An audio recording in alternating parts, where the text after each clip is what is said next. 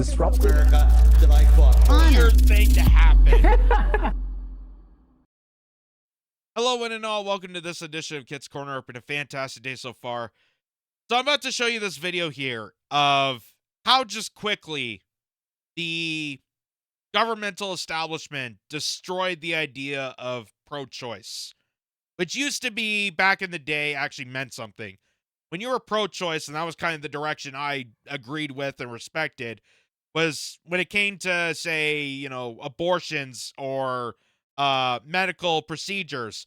That was between you and your doctor. You as a patient and you as and your doctor have the full right and authority to decide what's best for you. That was kind of the point. That was kind of the most logical sense, and I agreed with that.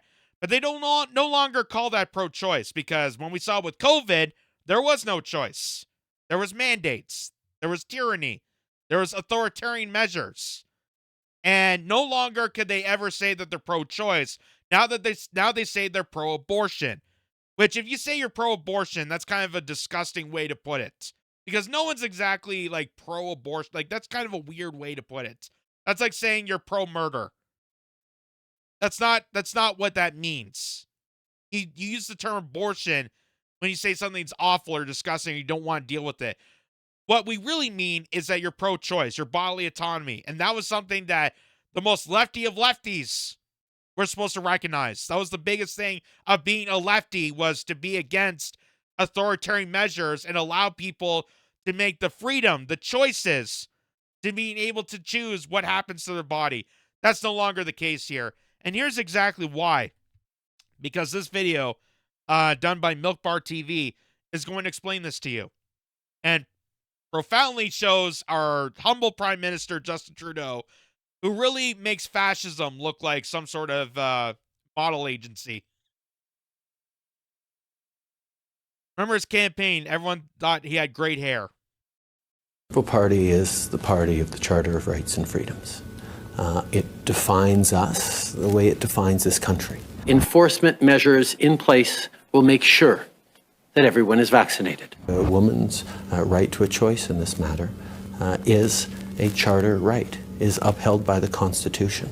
Everyone needs to get vaccinated, and those people are putting us all at risk. We do not accept that a government could legislate away a woman's fundamental rights. Don't think you can get on a plane or a train besides vaccinated people and put them at risk. American women today have less freedom than their mothers. Radical Republicans are charging ahead with their crusade to criminalize health freedom. There are those on the other side of the aisle who have this anti-vax plan would end vaccination requirements. When it comes to the termination of a pregnancy, it is the law of this state and the policy of this government that is a matter between a woman and her doctor. It's not a choice to get vaccinated.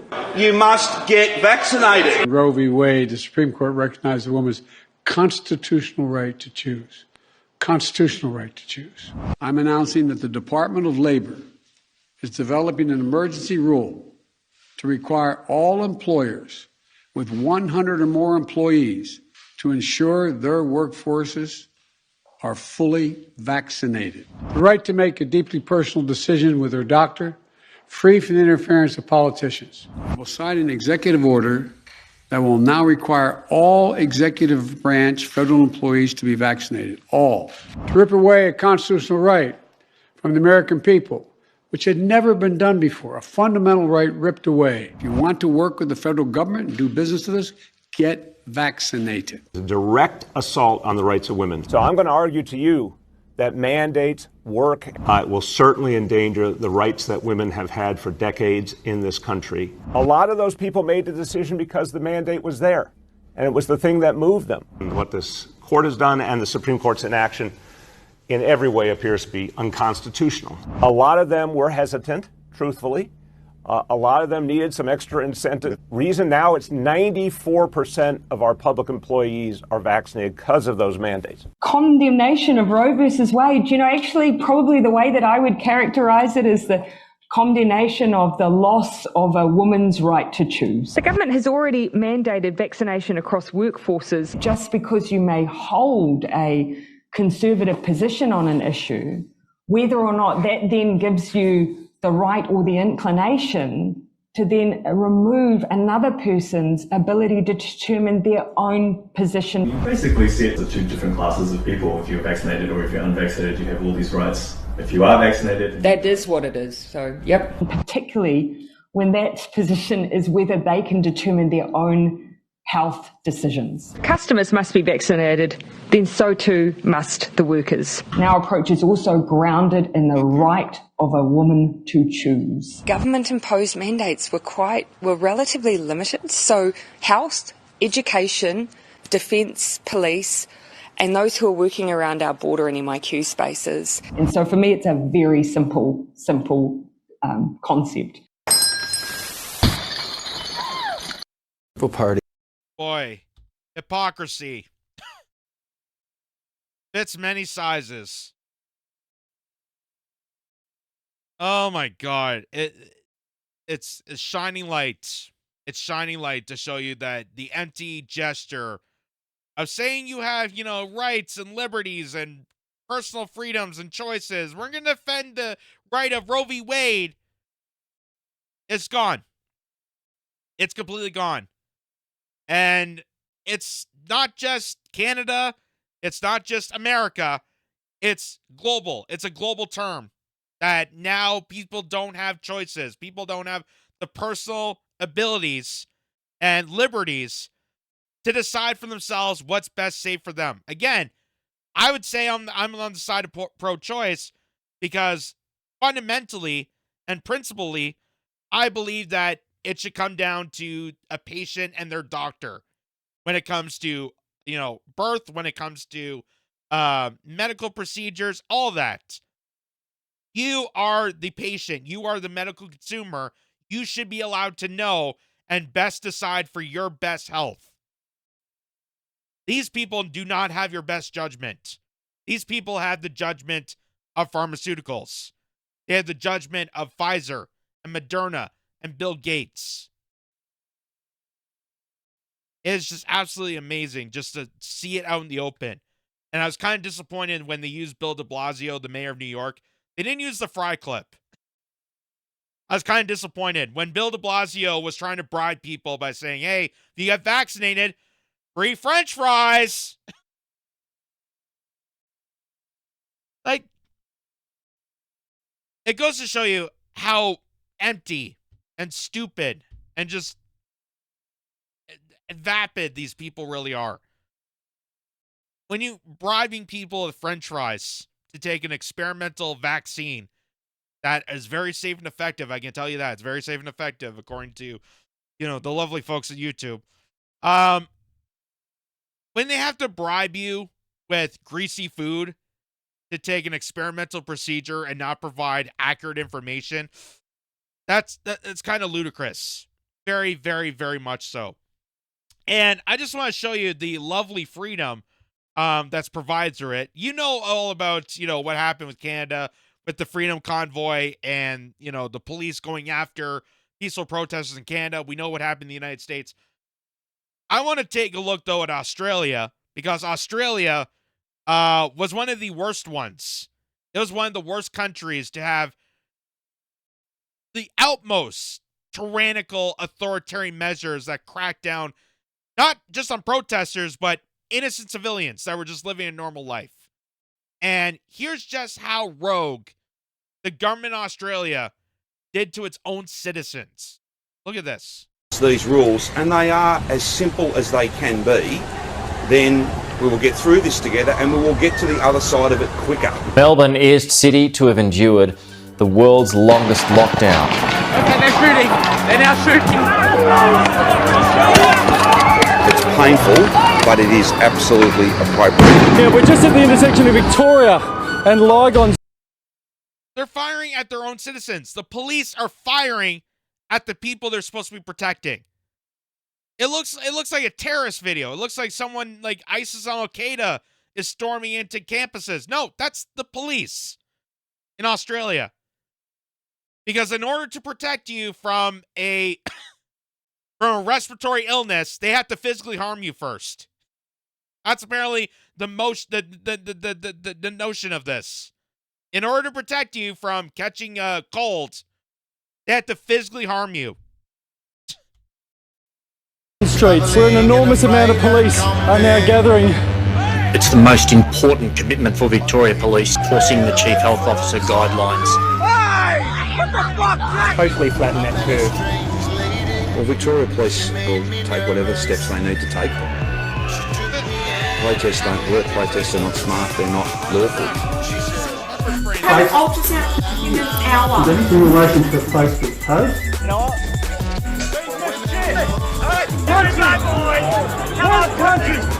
It's illegal. All of it can be avoided if people don't protest.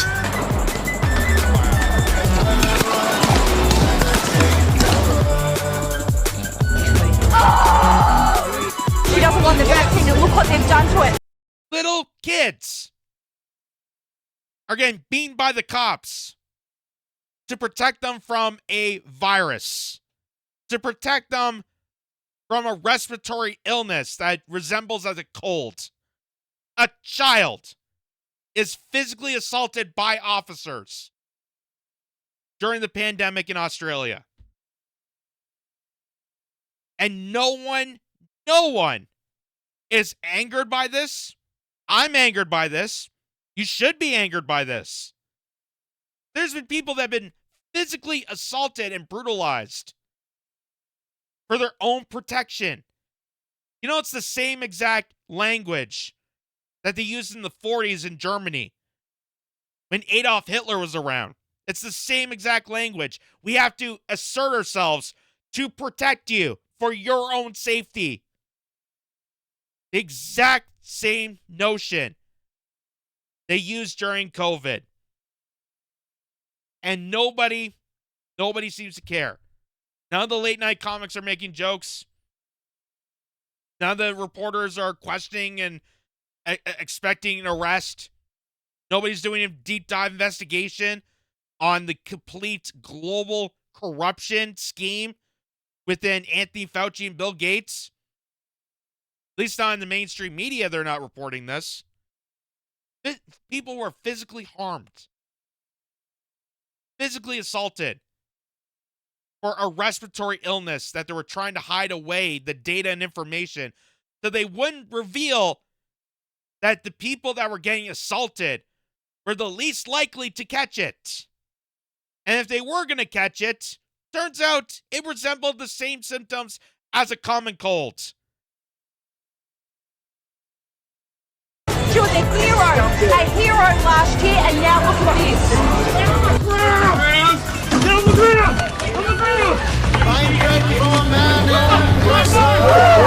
Get off of me! He's fucking choking me! He's choking me! For what? For a mask? For not having a mask? Well, that was ridiculous. She doesn't have a mask. Are you serious? Are you serious? Just for not having a mask? He just smiled and gave me a Jamaican sandwich. He said, I come from a land down under. Media is being prevented from showing aerial pictures of the Melbourne protests and riots. For what purpose? You don't respect our working environment. The only reason that protests are illegal is because Daniel Andrews made it so. I don't know what half of them are protesting against. I'm all for medical freedom, and I'm scared for my kids.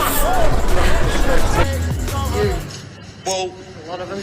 Then, well, good on them. Except it's illegal. That's horrific stuff. Absolutely horrifying. And that is why truckers here in Canada did what they did and showed the world that there's possibilities, there's hope, there's outcomes. We can actually fight this together. Not fight COVID, but fight tyranny. The tyranny that came from COVID. Because that was the real disease. That was the real outbreak that people should have been worried about. Not the fact that you might get the sniffles and have to stay in bed for an extra day. But because the fact that they took this, exploited people to the point of physical violence by their own police. The police that are funded by their tax dollars that are now using against you to choke people and kick them in the head. Absolutely crazy. And now it's led to even further tyranny without the violence, because as you know, with COVID and with being 2024 and new technology and AI and all this surveillance state that came out of COVID, introducing Canada rolling out social credit systems, citizens' bank accounts linked to obedience scores. So, again, to remind people that politicians that were pro-choice never wanted you to choose. Never wanted you to choose. The choice was only available if the establishment was okay with it. You have the choice, but inside the box you're contained to. But if you go outside the establishment, if you question the authority, if you question the narrative, if you go out and explore and do your own research, which is called reading, if you bother to do any of that, you are considered a traitor. You are considered a terrorist. You're considered the worst person in your community. The people that were doing their own research and educating people on other resources so they could better further their knowledge and make their own critical choices for themselves. But we no longer have that. And if not enough people acknowledge the tyranny that came out of COVID, we're going further and further down this slope. And it's time for people to not just wake up, but be awoken to. Not just the medical tyranny, but the total tyranny that arises from this. Because it's a scary, scary, slippery slope. And if you're not awake now, by golly, you better wake up soon. Because it's not just social credit scores. It's not just freezing bank accounts. It's a complete takeover of you as an individual. And Mr. Prettyface, Justin Trudeau, fascism with a smile, once told you that the importance of the charters and rights and freedoms of Canadians, that we have to protect our individual liberties as Canadians to be a free society. That is no longer the case within Parliament. That is no longer the case in the United States, no longer the case in Australia, no longer the case in the UK, no longer the case anywhere in the world. That's part of the neoliberal, established, global takedown of humanity. And it's an absolutely scary nightmare if people don't alert themselves, if they don't acknowledge this and be informed about this, that they're aware of what's coming. And maybe, just maybe, we can actually do something about it. But it takes more than one person to understand this. And it takes a lot of people to unite together, get away from the distractions, unite together on the common good. That's what the trucker convoy was about. That was what Occupy Wall Street was about.